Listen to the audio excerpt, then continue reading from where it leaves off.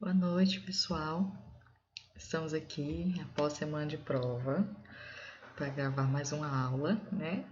E agora a gente vai estar dando continuidade para a gente finalizar a nossa unidade 4, na parte que fala sobre os imunobiológicos, que é o calendário vacinal. Eu postei um esqueminha para vocês, que eu acho que fica uma forma melhor de vocês estarem estudando depois, ok? Mas além do esquema, eu acho que é interessante a gente estar relembrando algumas recomendações gerais sobre os imunobiológicos, que não é de saúde da criança, tá? É algo que vocês viram provavelmente em saúde da família, mas a gente vai estar dando uma relembrada para que depois a gente possa estar indo para o calendário vacinal, especificamente, né, de 2020. Então vamos lá, pessoal. Sobre a imunização, né? As vacinas, elas vão permitir para a gente fazer a prevenção, controle, eliminação ou erradicação das doenças imunopreveníveis, que são prevenidas através da imunização, da vacinação, né? Além de estar eliminando e erradicando algumas doenças, a gente pode também estar reduzindo a mortalidade de alguns agravos, né? Então, a gente pode estar diminuindo a gravidade. Quando a gente fala de imunização, imunobiológicos, não são somente as vacinas, entram os soros também. Então, a gente tem o soro antiofídico, né, o antirrábico, que a gente não vai estar evitando muitas vezes, né, uma doença, mas a gente pode estar diminuindo a gravidade. A vacina contra a tuberculose, por exemplo, ela nem sempre evita a tuberculose, mas evita as formas graves da mesma, tá? Então, um processo com custo-benefício legal, porque a gente investe em vacinação e a gente deixa de estar gastando com o tratamento depois, né? Então, nós temos dois tipos de imunidade, sei lá, de imunologia, tá? É a imunidade ativa e a imunidade passiva.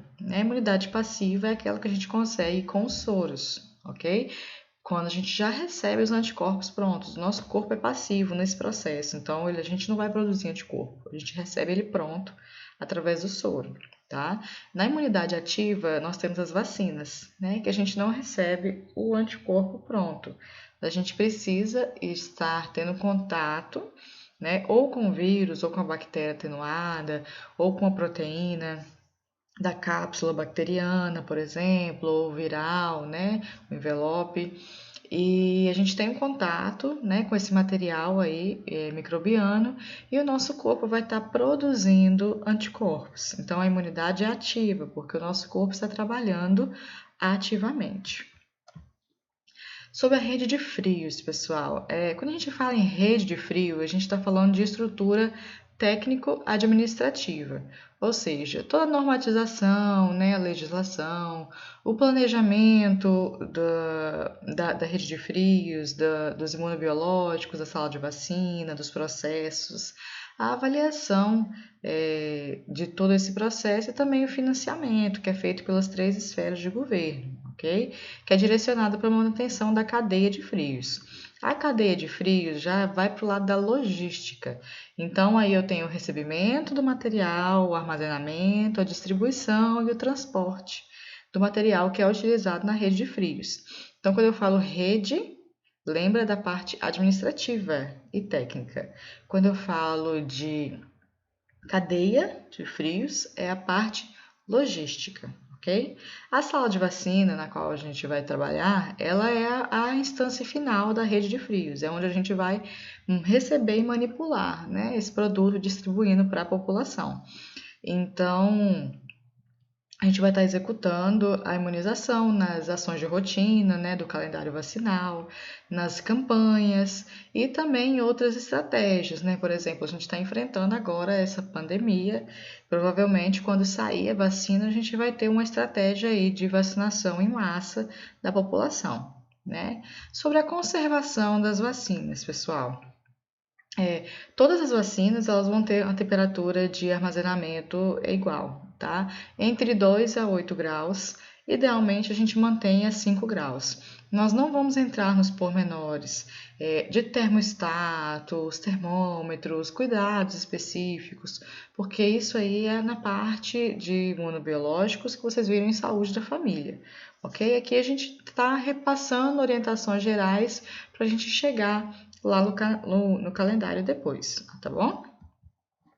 Então, o armazenamento, né? Se o armazenamento for feito em uma câmara refrigerada, que é o ideal, a gente não precisa separar a vacina por tipo. Ah, não, eu vou colocar a bacteriana aqui, a viral aqui, né? A primeira prateleira não pode, a segunda pode, porque na câmara a temperatura é a mesma em todo o interior da câmara refrigerada. Então, não precisa ter essa preocupação. Minha única preocupação é quanto ao prazo de validade. Então, o que está mais perto de vencer fica na frente. O que está mais longe de vencer fica atrás. E a gente precisa ter esse cuidado, porque se a gente for guardar na pressa, o que chega por último e vence por último, a gente coloca na frente. A gente não tem que pegar o de trás, passar para frente, pegar o da frente, passar para trás. Mas esse processo é necessário, porque senão a gente acaba usando um produto que vai vencer em 2021, né? Em dezembro de 2021, e eu descarto um produto que vai vencer em junho de 2020, né? Então a gente precisa estar tendo esse cuidado de colocar o produto com vencimento mais perto na frente, tá bom? Já no refrigerador doméstico, pessoal, que não é o ideal, não é recomendado para vacinas, mas ainda é utilizado em muitas e muitas unidades, né? Então a gente tem que ter alguns cuidados. O primeiro tem que ter um avisozinho ali que ele é exclusivo para imunobiológicos. Então a geladeira da vacina é da vacina, né? Não pode ter ali a marmita de trabalho, colocar um picolé, porque o dia está quente, né? Que nosso calor do Espírito Santo. A geladeira dos imunobiológicos é somente para os imunobiológicos, ok? E eu preciso fazer a separação por tipo. Então, vacina viral fica com vacina viral, vacina bacteriana com vacina bacteriana. E eu vou utilizar a segunda e a terceira prateleira para estar armazenando, tá? Não posso colocar nem na primeira prateleira, nem no compartimento inferior, né? A gaveta e a parte de cima da gaveta. Então, somente na segunda e na terceira prateleira. E aí, os mesmos cuidados quanto ao prazo de validade. Mais perto de vencer, vem para frente, mais longe de vencer, vai para trás, tá? E aí, pessoal, na gaveta e na parte de baixo do refrigerador, a gente vai colocar garrafas preenchidas com água misturada com corante, de maneira que elas tenham espaço entre elas para o ar circular, tá? Isso é para a gente estar mantendo a temperatura. Por que corante? Né? O corante é simplesmente para impedir o uso, tá, da água, porque você coloca uma garrafa de água geladinha lá, pode vir uma bênção e querer usar aquela água por algum motivo, né? Vou fazer um suquinho de manga aqui para a gente estar tomando. Então, a gente coloca um corante, né? Azul de metileno, uma violeta de genciana, para a gente estar diferenciando, né, essa garrafa de água e impedindo o consumo, tá? Os cuidados na administração dos imunobiológicos. Pessoal, eu vou falar os cuidados gerais, tá bom? Não vou entrar na forma de administração de cada uma das vacinas, porque isso aí são coisas que vocês já viram em saúde da família e a gente vai estar vendo nas práticas de saúde da criança depois também, tá? E nos estágios de vocês. Então, o primeiro cuidado é aquele que a gente vai fazer sempre, né? Verificar aí a prescrição. No caso da sala de vacinas, a gente vai verificar qual imunobiológico vai ser administrado, verificando a caderneta de vacinação, tá? Então, nós vamos ver, por exemplo, com 2 meses a criança tem que tomar a vacina VIP, né? Então, chegou uma criança, 2 meses, calendário em dia, eu vou administrar a VIP, tá bom? Sempre higienizar as mãos antes e após cada procedimento, tá? Cuidados gerais de conservação, né? E para garantir a segurança do paciente. Então, examinar meu produto, vou ver a aparência da solução da vacina, né? Se ela está adequada, o estado da embalagem, eu tenho que ver se não está danificado, o número do lote, eu preciso ver porque eu preciso estar registrando esse lote no cartão de vacina, porque se eu tenho aí, uma divulgação de um lote de vacina que teve problemas, eu preciso ter o registro, tá bom? E também o prazo de validade, sempre estar conferindo, tá?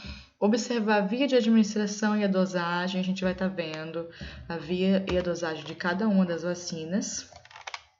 Preparar imunobiológico conforme a orientação, né? Então, alguns a gente vai somente aspirar, alguns a gente vai ter que diluir, né? Porque vem em frasco ampola. Administrar o imunobiológico segundo a técnica, né? A gente vai ver no geral, intramuscular, subcutânea. Observar a ocorrência dos eventos adversos após vacinação. Então, nós temos eventos que são comuns. Então, por exemplo, vacina rotavírus. É comum que haja vômito, né? Em muitas vacinas é comum que haja febre, tá? Mas a gente tem que estar se atentando também a eventos mais graves, por exemplo, se a criança tem uma reação anafilática. Nesse caso, a gente tem que estar fazendo esse registro, notificando, porque essa criança vai precisar de uma vacina especial depois, tá? E desprezar o material pérfuro cortante, né? Conforme as orientações. Então, sempre tá desprezando a minha seringa e a minha agulha junto, né? Eu não posso querer separar, não reencapar a agulha, tá? Ter o cuidado de descartar as ampolas de vidro, né? Os frascos, ampola, tudo no pérfuro cortante, né? Separar o meu tipo de lixo. Então, a gente sempre tem que ter esse cuidado.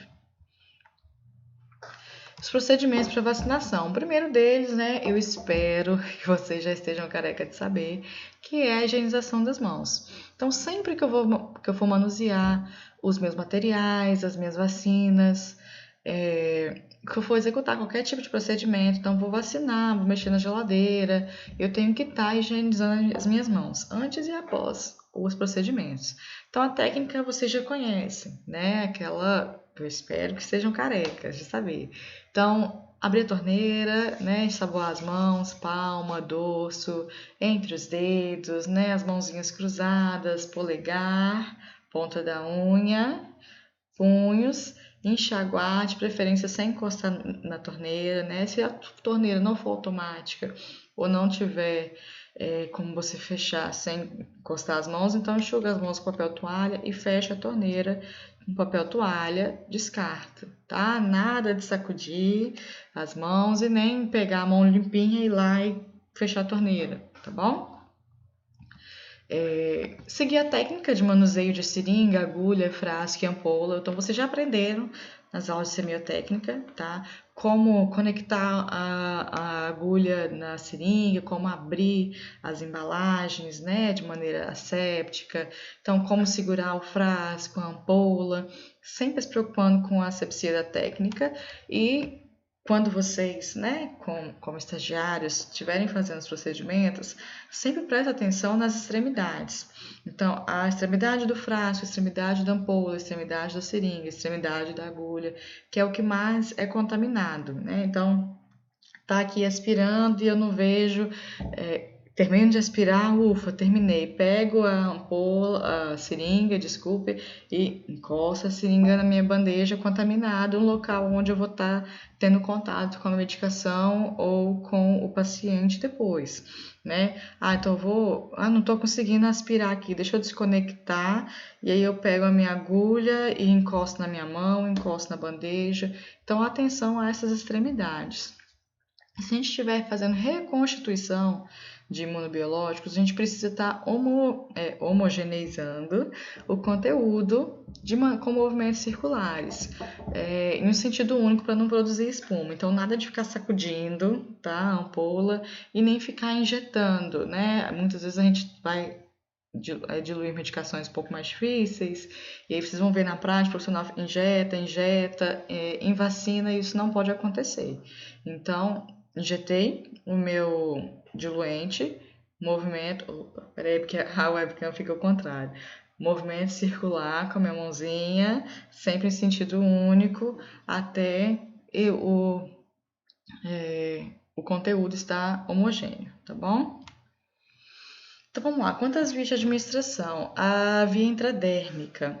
Eu vou falar essa primeira parte aqui, pessoal, que eu vou chamar de preparo do paciente, que ela é do local do paciente, porque a gente vai ver ela em todas as vias praticamente, então para eu não ficar me repetindo, tá bom?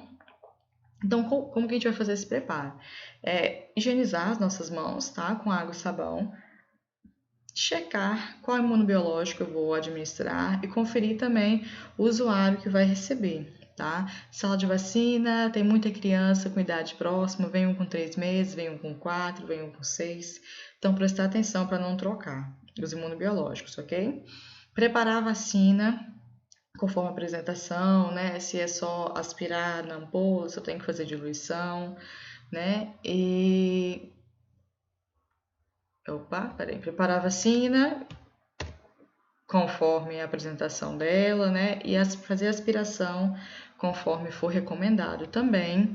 Escolher o local para a administração da vacina. Então, por exemplo, no caso da BCG, a gente vai fazer aqui no final da inserção do deltoide, do lado direito, preferencialmente, se não for possível, no lado esquerdo. Tá?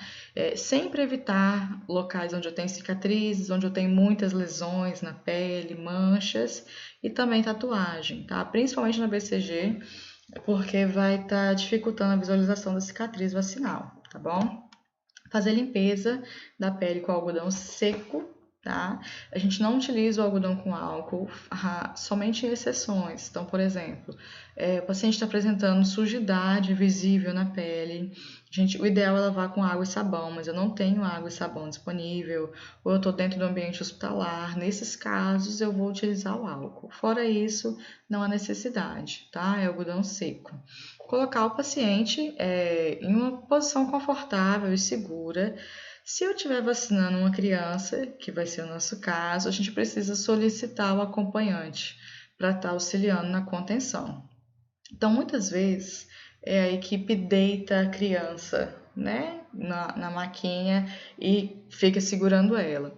Mas, pessoal, principalmente em crianças menores, é mais fácil, geralmente, se a gente coloca a criança no colo, né? Então, eu não vou conseguir demonstrar aqui, mas eu vou ver se eu acho uma imagem e abro para vocês depois. Então, mas o acompanhante, né, responsável pela criança, simplesmente segura a criança apertada no colo e você firma a perninha e aplica a medicação. Muitas vezes é mais fácil, tá? Outro fator ainda incluído no preparo é o fato da amamentação. Não somente não faz mal, como é recomendado que a mãe amamente durante a vacinação, porque a amamentação vai diminuir a percepção de dor da criança, torna o procedimento menos traumático, tá?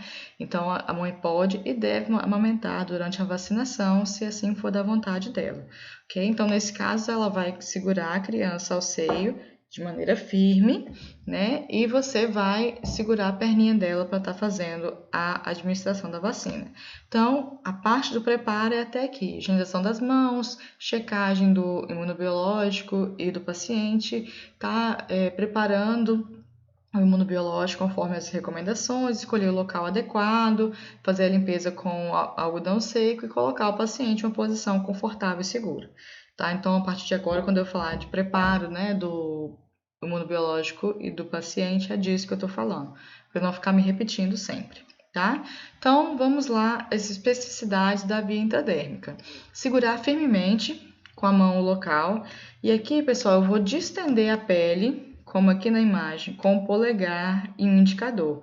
Eu não faço prega, tá? Porque intradérmica é logo aqui na derme, tá bom? Ela é bem mais superficial, eu não faço preguinho, eu vou distender a minha pele, tá? Segurar a seringa com o bisel da agulha, o buraquinho, tá? O bisel para cima, né? Coincidindo com o lado de graduação, ou seja, onde eu vejo ali 0,1, 0,2, para que eu possa ver a dosagem que eu estou administrando, tá? E um ângulo de 15 graus, então é quase que rente à pele, tá bom? Introduzir a agulha paralelo à pele, né? Até que o bisel desapareça debaixo da pele. Eu vou injetar a vacina devagar, um movimento único, pressionando o êmbolo com o polegar, tá? Retirar a agulha e não faço compressão, porque a intradérmica é superficial. Se eu faço compressão, eu vou ter extravasamento do líquido, tá bom? Então, estico a pele, né? Coloco a agulha num ângulo de 15 graus, bisel para cima, paralelo à pele, injeto e retiro sem pressionar o local, sem fazer compressão. Desprezo a minha seringa, a minha agulha e vou fazer a higienização das mãos com água e sabão, ok? A subcutânea, né? Os locais que a gente mais vai utilizar para fazer a subcutânea são a parte anterior e externa da coxa, a parte externa do braço, região proximal aqui do deltoide e menos comum é a face anterior do antebraço, que é aqui em cima do antebraço, tá? Mas é uma região menos comum da gente estar utilizando. Então, vou fazer o preparo do paciente. E aí depois eu vou estar fazendo a administração na via subcutânea. Então, vou fazer a pinça no local onde eu for administrar com a agulha num ângulo de 90 graus em relação à pele, tá? Então, bisel para baixo. Vou introduzir a agulha, pessoal, rápido e firme, tá? Isso aqui é sempre algo que eu falava com os alunos na prática clínica. Rápido e firme é a forma como a gente tem que furar o paciente, porque se você vai furando o paciente devagar, dói, tá? E você tem maior chance de estar desviando do local de aplicação, tá bom? Na subcutânea não aspiro e vou injetar a solução. Isso aqui, recomendações para a vacina, tá, pessoal? Retiro a agulha em um movimento único e firme, faço uma compressão leve no local com algodão seco. Então, só colocar o algodão, apertar um pouquinho, não precisa afundar o dedo no braço do paciente ou na coxinha da criança não, tá, pessoal? Compressão leve, desprezo a minha agulha e minha seringa sem desconectar, sem reencapar no descarpaque e faço a higienização das mãos, tá? Via intramuscular, pessoal, a gente tem que tomar alguns cuidados, por exemplo, regiões distantes de grandes nervos e de vasos sanguíneos. Então, a gente não vai fazer administração de vacina no glúteo, por exemplo, tá? O mais comum que a gente vai utilizar é o vasto lateral da coxa e o deltoide. O deltoide em crianças maiores que 2 anos, tá, pessoal? Com algumas exceções, como por exemplo das vacinas subcutâneas, mas na intramuscular a gente vai estar fazendo essa inserção em crianças maiores que 2 anos, ok? E, né, que tenham uma massa muscular ali para a gente estar aplicando, tá? Se você percebe que a criança tá bem magrinha, por exemplo, a gente, mesmo que ela tenha mais de 2 anos, a gente pode estar fazendo no vasto lateral da coxa, ok? Então, vou fazer o preparo, né, do paciente, do imunobiológico e algumas peculiaridades que nós vamos ter. Opa, peraí, pulei.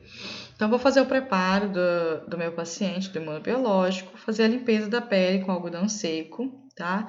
Introduzir a agulha no ângulo reto de 90 graus. É o mesmo ângulo da subcutânea, então qual que é a diferença? A agulha da subcutânea é menor. Tá? A gente vai estar usando uma agulha de 20 milímetros de comprimento para subcutânea e na intramuscular, geralmente a gente vai estar utilizando uma agulha de 30 milímetros, ok? Aqui, como é mais profundo, eu vou inserir e vou aspirar o local. Se houver retorno venoso, ou seja, se vier sangue quando eu aspirar, eu preciso desprezar a dose, tá? Tudo.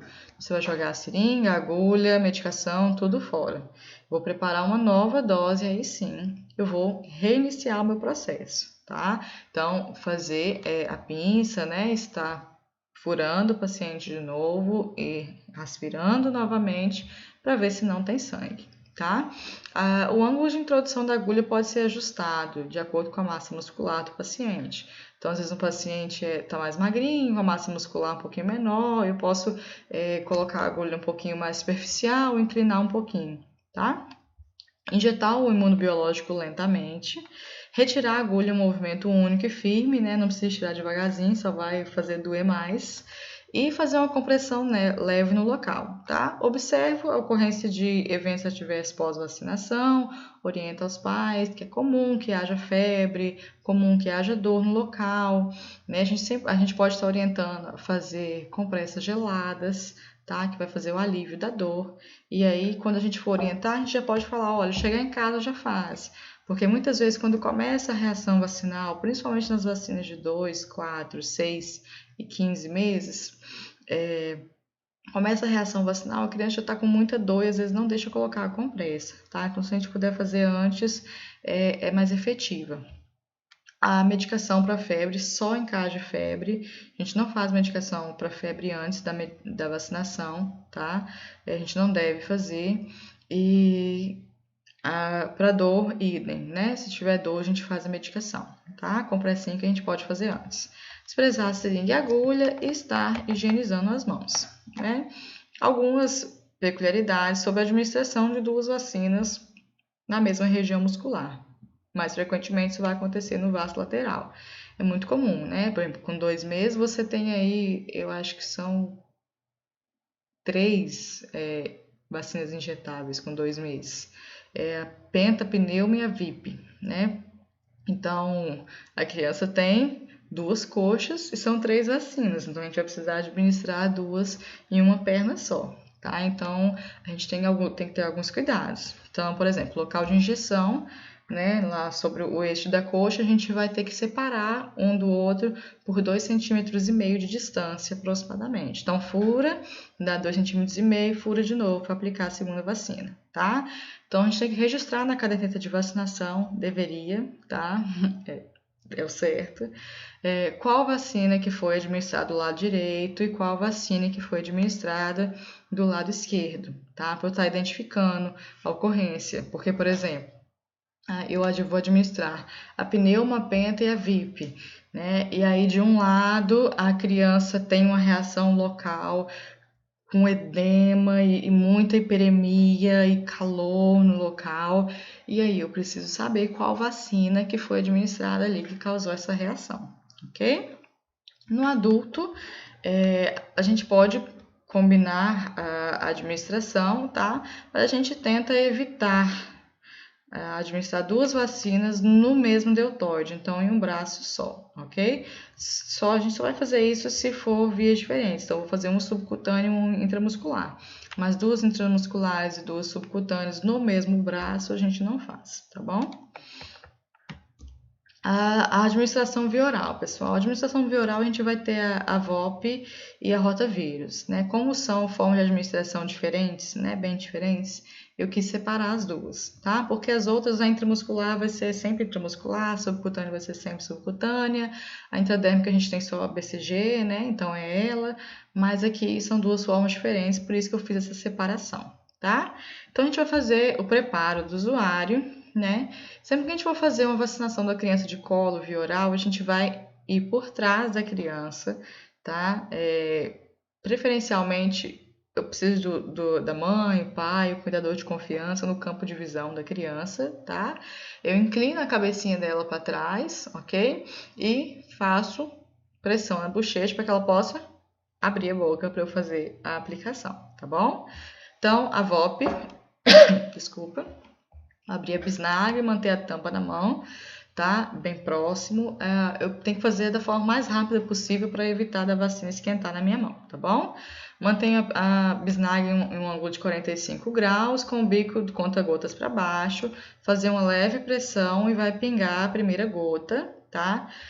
Para permitir a formação da segunda gota, eu vou colocar ela na posição vertical, e aí faço a segunda gota, tá bom? Se eu tô vendo, pessoal, que aconteceu alguma coisa, a criança começou a chorar muito, né, ou vomitou, passou mal, eu só fiz uma gota só, e vai demorar para fazer outra, eu posso fazer o quê? Para não esquentar a vacina? Eu guardo ela e pego uma outra bisnaga para tá mantendo a temperatura, tá bom?